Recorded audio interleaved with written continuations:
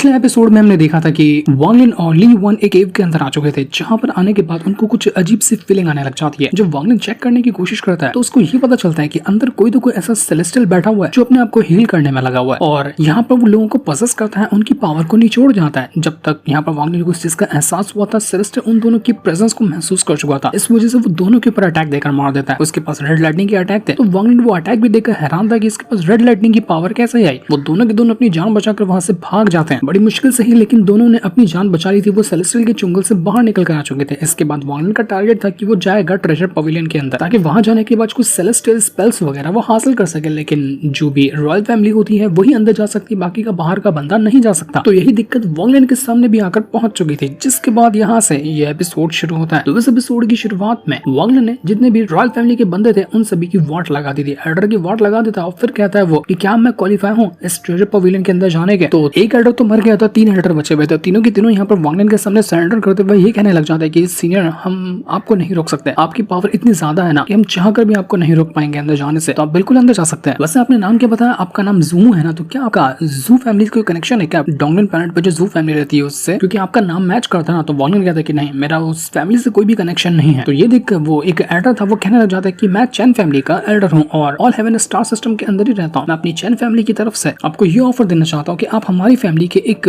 Elder बन जाइए। अगर आप हमारी फैमिली के एल्डर बनते हैं तो ये हमारे लिए एक बहुत ही बड़ी सौभाग्य की बात होगी। ये देखकर बाकी के जो एल्डर थे वो हैरान रह गए थे कि इस बंदे ने तो सीधा का सीधा अपनी फैमिली का एल्डर बनाने के बारे में ही ये ऑफर दे दिया वांग लिन को। वांग लिन सोचने लग जाता है कि मेरा भी पहला टारगेट है कि मुझे इस ट्रेजर पवेलियन के अंदर से स्पेल्स वगैरह हासिल करना है। पहले मैं उसको हासिल कर लेता हूँ, बाद में देखा जाएगा कि इसको क्या जवाब देना है। तो वो जो चैन फैमिली का एल्डर था वो कहने लग जाता है कि आपने क्या सोचा, क्या आप हमारी फैमिली के एल्डर बनना चाहेंगे? तो वांग लिन कहता है कि मैं अंदर से बाहर निकल कर आ जाता हूँ, उसके बाद देखा जाएगा कि मुझे तुम्हारा ऑफर पसंद आया या नहीं पसंद आया। तो वो एल्डर भी कहता है कि ठीक है, जैसे आपकी मर्जी। तो इसके बाद तीनों की तीनों जो एल्डर बचे हुए थे वो तीनों अपनी पावर का इस्तेमाल करते हुए गेट खोलने की कोशिश करते हैं ताकि आराम से वांग लिन अंदर जा सके, क्योंकि जब रॉयल फैमिली के बंदे ही गेट खोलेंगे तभी जाकर वो खुलेगा। तो वो लोग यहाँ पर अपना गेट खोलने में लगे हुए थे और वांग लिन के लिए रास्ता वो बना देते हैं। जमीन फाड़ कर एक गेट बाहर निकल कर आता है और यही एंट्रेंस था उसी ट्रेजर पवेलियन के अंदर जाने का। वो लोग वांग लिन को कांग्रेचुलेशन और शुभकामना भी दे रहे थे कि आपको इतनी बड़ी अपॉर्चुनिटी मिली है, उम्मीद करते हैं हम लोग कि आप अंदर जाएं और बहुत सारे रिवॉर्ड वगैरह लेकर आए। तो वांग लिन जैसे ही उस ट्रेजर पवेलियन के अंदर आता है, यहाँ पर सिर्फ धुआं ही धुआं नजर आ रहा था, हर तरफ बिल्कुल धुआं फैला हुआ होता है और अजीब सा ऑरा भी यहाँ पर फैला हुआ था। वांग लिन देखकर समझने की कोशिश कर रहा था कि जगह कैसी है और यहाँ पर मुझे क्या मिल सकता है। तो जैसे ही वांग लिन यहाँ पर आया था ना, वहाँ पर एक धुएं से बना हुआ इंसान आता है और यहाँ पर आने के बाद वो कहने लग जाता है कि तुम अपना एक अटैक सामने की तरफ करके मारो और उसके बाद तुम्हारी किस्मत में जो होगा ना वो स्पेल या फिर वो टेक्निक तुम्हारे पास आकर पहुंच जाएगी, क्योंकि यहाँ पर तुम्हारी किस्मत के ऊपर डिपेंड करेगा कि तुम्हें कौन सी टेक्निक मिलने वाली है। तो ये देखते साथ ही वांग लिन जो वो धुएं वाला फिगर बना हुआ था ना उसकी तरफ आता है, उसके हाथ पे हाथ रखकर अपनी पावर का इस्तेमाल करता है और जैसे उसने अपनी पावर का इस्तेमाल किया, हर तरफ धुआं धुआं और ज्यादा बढ़ चुका था। उसके अंदर वांग लिन गायब हो जाता है। यहाँ पर वांग लिन के लिए टेक्निक ढूंढने का बंदोबस्त शुरू हो चुका था। तो बाहर वो जो तीनों एल्डर बचे हुए थे ना, उससे वो दो जो एल्डर थे वो कहना चाहते चैन फैमिली के एल्डर से कि तुम सच में सोच रहे हो कि तुम इसको अपनी फैमिली का एल्डर बनाना चाहते हो? इतना बड़ा ऑफर दे रहे हो, थोड़ा दिमाग लगाया कि नहीं लगाया पहले तुमने? तो वो चैन फैमिली का एल्डर कहता कि नहीं, मैंने तो डिसाइड कर लिया कि मैं इसको अपनी फैमिली का एल्डर बना कर रहूंगा, क्योंकि वो बहुत ज्यादा काबिल तारीफ इंसान है। देख रहे हो इसको कितना ज्यादा कमाल का है, कितनी ज्यादा पावर से भरा हुआ और बहुत सारे ट्रेजर भी होंगे इसके पास। अगर ऐसा बंदा हमारे साथ रहे तो हमारा फ्यूचर बिल्कुल एकदम सेटल हो जाएगा, आगे किसी भी फैमिली से या किसी से भी डरने की हमें जरूरत ही नहीं पड़ेगी। तो ऐसा मौका मैं क्यों ही जाने दूं? इसलिए तो मैंने यहाँ पर इस बंदे को अपने ऑफर दिया है कि वो हमारी फैमिली को ज्वाइन कर ले। उम्मीद है कि वो ज्वाइन कर लेगा। और वैसे भी ये ट्रेजर पवेलियन के अंदर गया, यहाँ पर जो इसकी कॉर्पोरल यंग स्टेज की कल्टीवेशन है ना, आराम से 4th फ्लोर तक के तो ये पहुंच ही जाएगा। और 4th फ्लोर वाली टेक्निक भी कमाल की होती है, उनमें से कोई टेक्निक को तो हासिल करके खुद को और ज्यादा स्ट्रॉन्ग बना सकता है। तो इसके बाद हम यहाँ पर वांग लिन को देख पाते हैं, जहाँ पर वो जो धुआं वाला फिगर था ना, वो वांग लिन से कहने लग जाते हैं कि तुम्हारी जो पावर है ना उसके हिसाब से मैं तुम्हें सलाह दूंगा कि जाओ 4th फ्लोर के ऊपर और देखो कि वहां पर तुम्हारी किस्मत में कौन सी टेक्निक आती है, तुम 4th फ्लोर तक ही जा सकते हो। तो वांग लिन सोचने लग जाता है अपने मन के अंदर कि यार मेरी कॉर्पोरल यंग स्टेज की कल्टीवेशन के हिसाब से तो सिर्फ 4th फ्लोर पे जाना अलाउड है, लेकिन मुझे 4th फ्लोर पे नहीं जाना है, मुझे उसके ऊपर जाकर देखना है कि आगे और कौन सी टेक्निक हो सकती है। क्योंकि मैंने और भी कई सारे लोगों को देखा कि उनके पास काफी कमाल की टेक्निक होती है, तो मुझे लगता है कि सिर्फ 4th फ्लोर पे ऐसी टेक्निक मिलती होगी जो कि बहुत ज्यादा कमाल की हो। तो वांग लिन को याद आता है कि वो जो ज़ावी की बंदी थी ना, जिसका पवेलियन उसके पास है और उसी के अंदर उसकी लाश पड़ी हुई है, तो वांग लिन थोड़ा सा दिमाग लगाता है और उस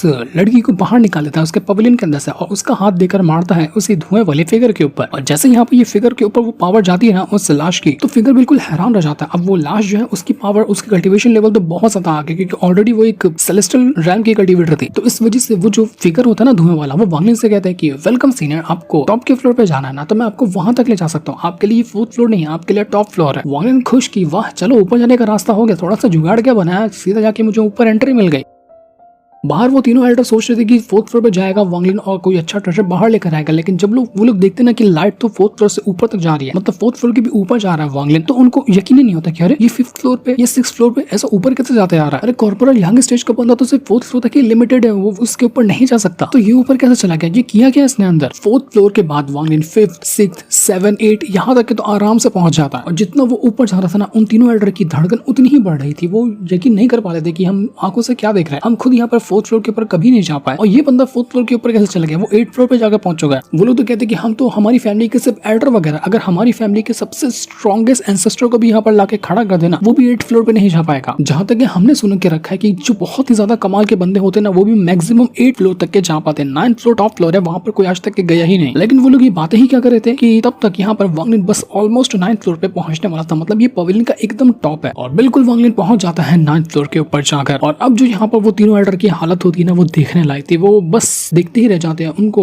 यकीन करने के लिए, उनको डाइजेस्ट करने के लिए ये चीज टाइम लग रहा था कि 9th फ्लोर पे कैसे चला गया। हमने जिंदगी में पहली बार सच सुना कि कोई 9th फ्लोर पे गया, वो पहला इंसान यही बन गया। जैसे ये लोग बिल्कुल हैरान थे, वांगलिन भी अब 9th फ्लोर पे आकर देखने लग गया था कि यहाँ पे ये जगह कैसी है। जब वो उस 9th फ्लोर को एक्सप्लोर कर रहा होता ना, तो उसको वहाँ पर बहुत सारी टेक्निक नजर आती है, लेकिन उसको ऐसा कोई टेक्निक मिल नहीं रही थी। अब जैसा कि उस धुएं वाले फिगर ने कहा था कि तुम फ्लोर पे जाओगे तो तुम्हारी किस्मत में जो टेक्निक होगी ना, वो तुम्हारे पास आ जाएगी। लेकिन यहाँ पर वांगलिन को टेक्निक तो हजारों के हजारों दिख रही थी, लेकिन ऐसे कोई टेक्निक नहीं थी जो उसके पास अपने आप आ जाए। वांगलिन जब बाकी टेक्निक को लेने की कोशिश करता है, वो ले ही नहीं पाता। तो उसको पता चलता है कि जितनी भी टेक्निक यहाँ पर मुझे दिख रही है ना, वो सारी की सारी इल्यूजन है, कोई भी रियलिटी में टेक्निक यहाँ पर रखी हुई ही नहीं है। तो ये देखकर वांगलिन का मूड खराब हो जाता है कि यार ये कैसा मजाक है। ऐसा अगर पता होता कि 9th फ्लोर पे खाली इल्यूजन है, टेक्निक ही नहीं है, तो मैं 4th फ्लोर की कोई टेक्निक उठा लेता ना, इतना ऊपर आकर फायदा क्या हुआ मेरा। लेकिन तब वो जो धुएं वाला फिगर था, वो यहाँ पर आकर वांगलिन से कहना चाहता है कि वेलकम सेलेस्टियल लॉर्ड। वो सीधा वांगलिन को सेलेस्टियल लॉर्ड कहकर बुला रहा था, क्योंकि वो लड़की सेलेस्टियल थी, तो उसकी पावर की वजह से यहाँ पर वांगलिन ने एंट्री मारी ना, तो धुएं वाले फिगर को लग रहा था कि यही सेलेस्टियल लॉर्ड है। वो कहने लग जाता है कि बताइए मास्टर कि आपको कौन सी सेलेस्टियल आर्ट चाहिए। 9th फ्लोर पे आपको अपनी मर्जी से टेक्निक चुनने का मौका मिलता है, कोई टेक्निक आपको नहीं चुनती, आप अपनी मर्जी से जो पसंद आए ना वो टेक्निक चुन सकें। तो ये देखकर वांगलिन हैरान रह चुका था। वो जब सामने की ओर देखता ना, वहाँ पर एक बहुत ही बड़ी पेंटिंग रखी हुई थी, और पेंटिंग के नीचे जाकर वांगलिन बैठ जाता है देखने के लिए कि ये पेंटिंग है कैसी, क्या ये कोई कमाल की टेक्निक है क्या। ट्राई मारता हूँ इसको देखने का कि इसके अंदर है कैसी पावर। तो वो पेंटिंग के नीचे बैठ जाता है और वहाँ पर अपनी पावर का इस्तेमाल करने लग जाता है। वो समझने की कोशिश कर रहा था कि इस टेक्निक के अंदर है क्या। उस पेंटिंग के अंदर एक छोटा बच्चा होता है जो यहाँ पर अलग अलग स्टेप्स कर रहा था, मतलब वांगलिन को वो सिखा रहा था कि उसको किस तरह से ये टेक्निक परफॉर्म करनी है। तो उसके बाद उसको ये टेक्निक मिल जाएगी। जैसे जैसे वो बच्चा कर रहा होता ना, वांगलिन भी वैसे वैसे करने लग जाता है, जिस वजह से उसके अंदर बहुत ज्यादा पावर बाहर निकल कर आ रही थी। मतलब वो जो पेंटिंग के अंदर टेक्निक है ना, वो ट्रांसफर हो रही है वांगलिन के अंदर। जब वो सारे स्टेप कर लेता है, तो देखते देखते वो पूरी की पूरी टेक्निक वांगलिन के अंदर ट्रांसफर हो जाती है, और वांगलिन अपने आप को किसी अलग ही वर्ल्ड के अंदर आता है। मतलब ये जो वर्ल्ड के अंदर वो अभी आया था ना, वो पेंटिंग वाला ही वर्ल्ड था। वो मतलब पेंटिंग के अंदर घुस गया। वो यहाँ पर हर तरफ बस वही टेक्निक के स्पेल्स लिखे हुए थे, और वो सारे के सारे स्पेल्स वांगलिन के शरीर में जाकर समा जाते हैं। जैसे जैसे समा रहे थे ना, वांगलिन को अलग अलग विजन्स आने लग जाते हैं। वो अपने आप को देख पाता है कि वो कहीं और वर्ल्ड में जा चुका है, कहीं और जाकर घूम रहा है, कहाँ कहाँ जा रहा है वो उसको खुद नहीं पता चल रहा था। वांगलिन को यहाँ पे बहुत सारे लोग नजर आते हैं, जिसमें ना सब लोग यही बात कह रहे थे कि आज ट्रेजर पवेलियन की ओपनिंग सेरेमनी है, तो हमें चलकर देखना चाहिए कि वहाँ पर वो कैसी जगह हो सकती है। तब वांगलिन को समझ में आता है कि अरे मैं तो पास्ट में ट्रेवल कर गया। मतलब ये उस टाइम का सीन है जब यहाँ पर थंडर सेलेस्टियल पूरी तरह से ठीक था, वो बर्बाद नहीं हुआ था। तो यहाँ पर ट्रेजर पवेलियन की ओपनिंग चल रही थी, उस टाइम के सीन पर आकर अभी वांगलिन पहुंच चुका था। इस वजह से वो ट्रेजर पवेलियन जो था, वो वहाँ पर आकर देखने लग जाता है कि ये जगह कैसी है। जैसे वांगलिन आगे बढ़ा था ना, उसको सामने एक बंदा नजर आता है। वो वही बंदा था जिसके बारे में उसने जो लिखा था ना कि थंडर सेलेस्टियल के अंदर ऐसा तूफान आया, एंशिएंट गॉड वगैरह है, किस तरह से थंडर सेलेस्टियल बर्बाद हुआ। तो एक बंदे की लिखावट वांगलिन को मिली थी, तो इसी बंदे ने वो सारी बातें लिखी थी। उसको देखकर वांगलिन हैरान रह जाता है कि अच्छा, तो अभी यहाँ पर थंडर सेलेस्टियल बर्बाद नहीं हुआ है ना, तो ये बंदा भी जिंदा है, और आगे चल के यही वो सारी की सारी चीजें लिखेगा जिससे मैं बाद में पढ़ने वाला हूँ। वो बंदा जो होता है वो यहाँ पर अपनी पावर का इस्तेमाल करता है, अपने वही मैजिकल ब्रश को बाहर निकालता है, और उसके जरिए वो वापस से कुछ पेंटिंग पे लिखने लग जाता है। मतलब ये एक राइटर है, और इसी वजह से उसने सारी चीजें लिखी थी। वो जितने भी लोग आसपास मौजूद है ना, वो सभी देखकर काफी ज्यादा खुश हो रहे थे कि देखिए सिनी शियाओ याओजी जो है ना, वो कुछ अपनी पेंटिंग में लिख रहे हैं। मतलब बंदे का नाम शियाओ याओजी है। लोग उस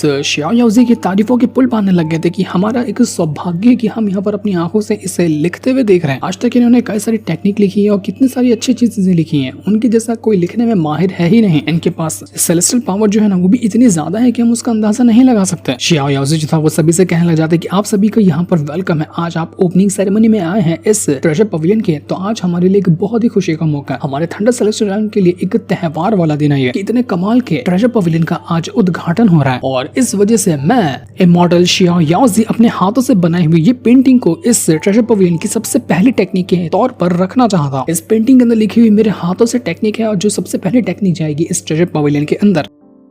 तो वांगने जब ये चीज देखता है ना तो वो सोचने लग जाता है कि अरे जब मैं टेक्निक देख रहा था तो उसके अंदर एक छोटा सा बच्चा बैठा हुआ था और वो सब मेरे को सिखा रहा था, लेकिन अभी जो इस शियाओ याओजी ने पेंटिंग बनाई इसके अंदर तो बच्चा है ही नहीं। यही पेंटिंग है ना जो बाहर रखी हुई थी, इसको मैं सीखते सीखते इस पेंटिंग के अंदर घुस गया, तो यहाँ पर वो बच्चा कहाँ गायब हो गया। तो इसके बाद वो जो शियाओ याओजी था वो आवाज लगाते हुए कहता है कि ये बाईफान कहाँ हो तुम, मैं कब से तुम्हें बुला रहा हूँ, आने में इतनी देरी क्यों कर दी तुमने। मानता हूँ कि तुम अब इमॉर्टल एम्पायर बन चुके हो, तो इसका मतलब ये नहीं कि तुम मेरे बुलाने पर आओगे भी नहीं। तो ये कहते साथ ही आसमान फटा है और अंदर से एक इमॉर्टल एम्पायर बाहर निकल कर आता है और ये था बाईफान नाम का इमॉर्टल एम्पायर। उसको देखते साथ ही सारे के सारे लोग उसको रिस्पेक्ट पेश कर रहे थे, उसको ग्रीट वगैरह कर रहे थे। बाईफान यहाँ पर आया हुआ था एक और दूसरे बंदे के साथ और यहाँ पर आने के बाद वो शियाओ याओजी से कहना चाहता है कि यार तुम मुझे बुलाओगे मैं नहीं आऊंगा, ऐसा थोड़ी ना हो सकता है, तुम बिल्कुल वैसे के वैसे ही हो जैसे कि हमारी बहुत पहले मुलाकात हुई थी, आज भी जरा से नहीं बदले तुम। तो शियाओ याओजी कहना चाहते कि हाँ चलो चलो ठीक है, मैंने देखो वैसे ये पेंटिंग तैयार की है और पेंटिंग तैयार करके जो मेरा काम था ना मैंने उसको पूरा कर दिया, अपनी तरफ से मैंने पेंटिंग तैयार कर दिया, लेकिन इस पेंटिंग के अंदर और कमाल के ट्रेजर को डालना, मतलब और बहुत ही कमाल के स्पेल को डालना वो तुम्हारा काम है। मैंने बेस तैयार करके दे दिया एक कमाल के स्पेल का, लेकिन स्पेल डालना तुम्हारी जिम्मेदारी है। तो तुम एक वैसे भी इमॉर्टल एम्पायर बन चुके हो, तो अपना कोई खास टेक्निक इस पेंटिंग के अंदर डालो। तो बाईफान अपने एक खास डिसाइपल से कहना चाहता है कि मेरे डिसाइपल बताओ तुम कि इस पेंटिंग के अंदर तुम्हें क्या कमी लग रही है, कुछ कमी लग रही है तो बताओ मैं उसको पूरा करता हूँ। तो उसका डिसाइपल कहना चाहता है कि ये पेंटिंग तो कमाल की है, इसमें ट्री भी बहुत कमाल का है, लेकिन पेंटिंग के अंदर ऐसा फील नहीं आ रहा कि इस ट्री के ऊपर हवा चल रही है। इस वजह से ये पेंटिंग अच्छी तो दिख रही है लेकिन बेजान लग रही है, इसलिए इस पेंटिंग में एक हवा की कमी है। इसलिए अगर हम चाहें ना तो इस पेंटिंग को ये नाम दे सकते हैं कॉल ऑफ द विंड, मतलब इस पेंटिंग को जिस चीज की जरूरत है हम उसको यहाँ पर पूरा कर दें तो ये पेंटिंग भी पूरी तरह से मुकम्मल हो जाएगी। तो ये देख के शियाओ याओजी कहना चाहते कि वाह क्या नाम दिया तुमने, ठीक है आज इस पेंटिंग का नाम होगा कॉल ऑफ द विंड, मतलब हवा की पुकार। ये चीज यहाँ पर बाईफान को भी पसंद आती है, तो वो कहना चाहते कि ठीक है आज मैं यहाँ पर अपनी खुद की मेरी कमाल की टेक्निक है कॉल ऑफ द विंड उसको ट्रांसफर करने वाला हूँ इसी पेंटिंग के अंदर, और आज से ये पेंटिंग कहलाएगा call of the wind spell. इसे रखा जाएगा ट्रेजर पवेलियन के 9th फ्लोर के ऊपर, क्योंकि ये सबसे ज्यादा खास टेक्निक होगी पूरे के पूरे पवेलियन के, और जो सबसे ज्यादा काबिल बंदा होगा ना वही इसको हासिल कर सकता है। ये पूरे के पूरे ट्रेजर पवेलियन की सबसे ज्यादा कमाल की टेक्निक होने वाली है। तो जब यहाँ पर वांगली ने चीज दिखता है ना वो कहने लग जाता है कि अच्छा तो इस तरह से इस टेक्निक की शुरुआत हुई थी और इसको कहा जाता है कॉल ऑफ द विंड, इसको तो खुद इमॉर्टल एम्पायर ने अपने हाथों से बनाया है। तो अब इसके बाद हम वापस से वांगली को देख पाते हैं जो कि उस पेंटिंग के अंदर मौजूद था, वो पास्ट का जो सीन था ना वो खत्म हो गया। तो अब जैसे वांगली यहाँ पर आया था उसको एक फिगर नजर आती है बाईफान की, और यहाँ पर आने के बाद वो कहना चाहता है वांगलिन से कि जब तुम इस पेंटिंग के अंदर आए हो मतलब तुम ही वो चूजन वन हो जो ये टेक्निक हासिल करने के, इसको कल्टीवेट करने के लायक है। हजारों सालों से इंतजार किया जा रहा था कि कौन ऐसा काबिल इंसान आएगा जो इस टेक्निक को हासिल करेगा, तुम वो इंसान बने जो कि यहाँ पर इसको लेने के लिए आए हो। बाईफान यहाँ पर वांगलिन को टेक्निक के बारे में बताने लग जाते कि तुम्हें पता है ये टेक्निक जो है ना कोई मामूली टेक्निक नहीं है, इसके जरिए तुम पानी पर,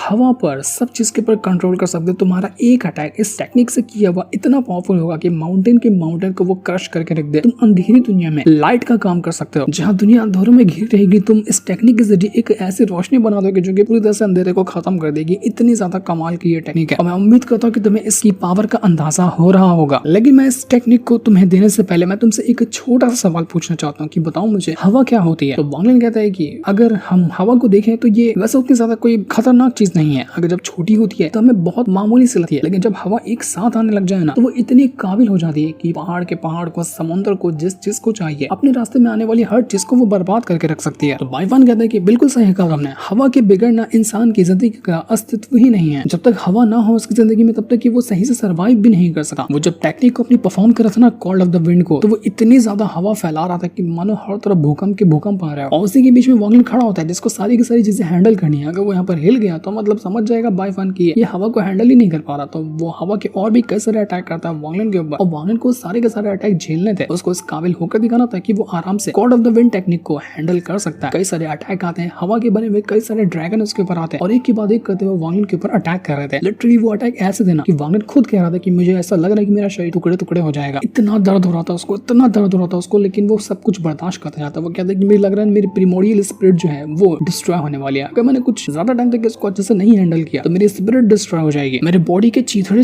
हो जाएंगे। मुझे समझ नहीं आ रहा मैं इसको हैंडल कैसे करूँ, लेकिन यहाँ पर वांगलिन हिम्मत करता है और खड़ा रहता है। उसको ये टेक्निक चाहिए थी। अगर ये टेक्निक चाहिए तो समझो उसके लिए एक छोटा सा टेस्ट है। टेस्ट पास करेगा तभी जाकर वो टेक्निक को अच्छे से इस्तेमाल कर सकता है। उसको वांगलिन को समझ जाता है कि जब मेरी हालत इतनी खराब हो गई है इस टेक्निक के सामने, तो इसको सीखने के बाद जब मैं किसी और के ऊपर इसका अटैक करूंगा तो वो तो खत्म ही हो जाएगा। बाइफान भी कहता है कि मैंने तुम्हारे लिए टेक्निक छोड़ दी है, अब तुम इसको हैंडल कर पाते हो, इसको संभालने के काबिल हो या नहीं हो वो तुम्हारे ऊपर डिपेंड करता है। देखा तुम कि इतनी कमाल टेक्निक को तुम हैंडल कर सकते हो, तो तुम्हें इस टेक्निक को हराना होगा, जीतना होगा इसके सामने तुम्हें।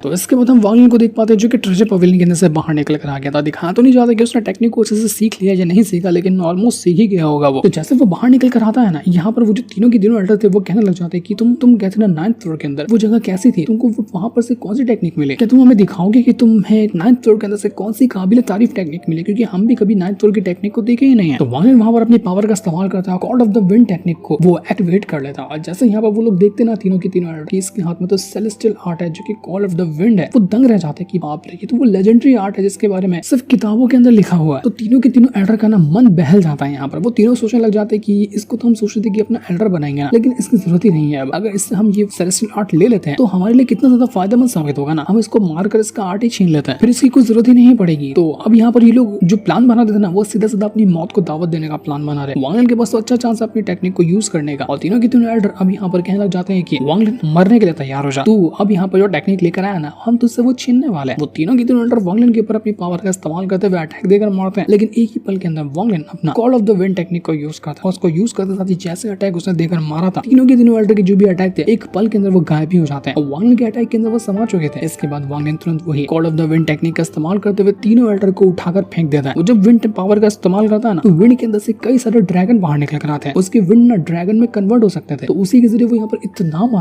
मारता है उन एल्डर को, जिसमें से एक एल्डर तो सबसे पहले ही खत्म हो जाता है, वहाँ पर टुकड़े टुकड़े हो गए थे। दो एल्डर अपनी जान बचाकर भागने की कोशिश करते हैं, तो वांगलिन उनको भी वही call of the wind technique से मारने की कोशिश करता है, लेकिन वो अपने आप को रोक लेता है, क्योंकि उसको पता चलता है कि call of the wind technique जो है ना, वो उसकी ओरिजिन एनर्जी को बहुत ज्यादा निचोड़ रही है। मतलब इस टेक्निक को ज्यादा टाइम तक एक्टिव रखना है तो बहुत ज्यादा अमाउंट में ओरिजिन एनर्जी चाहिए। तो वांगलिन अपने आप की वो टेक्निक को रोकता है, बाकी की जो उसके नॉर्मल अटैक थे ना उसको देकर मारता है दोनों के दोनों एल्डर के ऊपर, ताकि दूसरी टेक्निक के जरिए वो दोनों एल्डर को मार दे। क्योंकि अगर ज्यादा टाइम तक के वांगलिन ने call of the wind use किया ना, तो उसकी एनर्जी जो है ओरिजिन वाली वो पूरी तरह से एग्जॉस्ट हो जाएगी, इसलिए वांगलिन ये नहीं चाहता। तो वो अपने सोल फ्लैग को बाहर निकालता है, बाकी की जो पुरानी टेक्निक थी उसके जरिए वो पकड़ कर डाल देता है अपने सोल फ्लैग के अंदर एक एल्डर को। अब बचा हुआ था सिर्फ एक एल्डर, तो उसको तो यहाँ पर वांगलिन ने अपना वही पवेलियन जो है वही पटक कर देकर मारता है और उसी के नीचे उसने उसको दबा दिया था। वो एल्डर अपने आप को रोकने की कोशिश करता है, लेकिन कुछ खास फायदा नहीं होता। और चिल्लाने लग जाता है वांगलिन से कि देखो तुम कुछ भी चाहिए मांगोगे ना, मैं तुम्हें वो देने के लिए तैयार हूँ, बस मेरी जान बख्श दो, मैं तुमसे भीख मांगता हूँ। लेकिन वांगलिन उसको मार डालता है, उसको भी मारकर उसने उसकी एनर्जी यूज कर ली थी। इसके बाद बचा हुआ था एक बंदा जो कि वही सोल फ्लैग के अंदर जा रहा था। वो वापस से वांगलिन को ऑफर देता है कि देखो मुझे मत मारो, अगर तुम मुझे मारोगे ना तो हमारे बहुत सारे पहचान वाले हैं पूरे के पूरे इस ऑल हेवन स्टार सिस्टम के अंदर, तुम जहां पे भी रहोगे ना वहां ढूंढकर तुम्हें मार डालेंगे, इसलिए इतना बड़ा मुसीबत मत लो अपने अंदर और मेरी जान बख्श दो, मैं तुम्हें माफ कर दूंगा। लेकिन वांगलिन उसको भी मार कर डिवोर कर जाता है और उसकी सोल को डाल दिया था उसने अपने ही सोल फ्लैग के अंदर। सबके सब एल्डर को उसने जान से मार डाला। 4 एल्डर थे, एक को पहले मार चुका था, बचे हुए 3 यहाँ पर थे, तो तीनों को भी उसने खत्म कर दिया।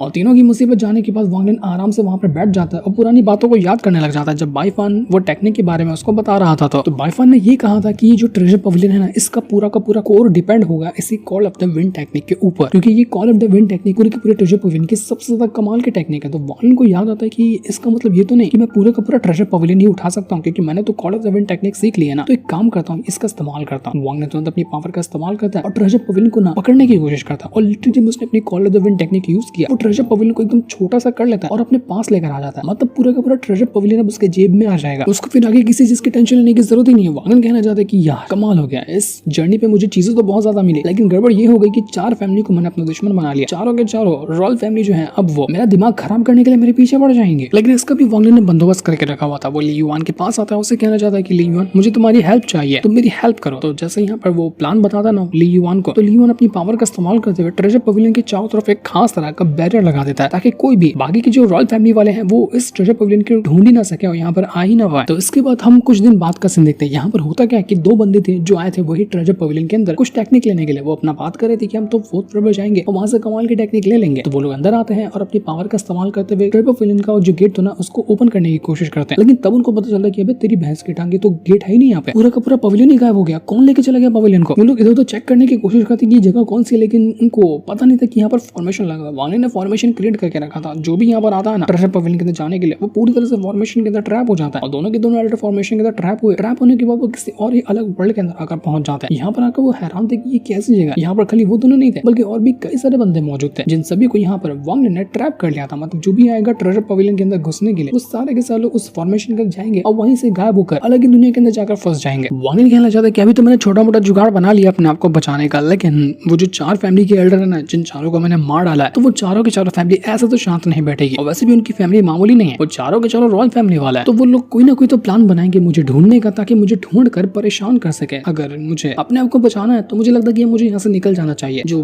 काम मेरे साथ होना था, जो मुझे चीज चाहिए थी, वो सारी की सारी चीजें मैंने हासिल कर ली। तो अब यहाँ पर और ज्यादा टाइम तक रुकना ठीक नहीं होगा।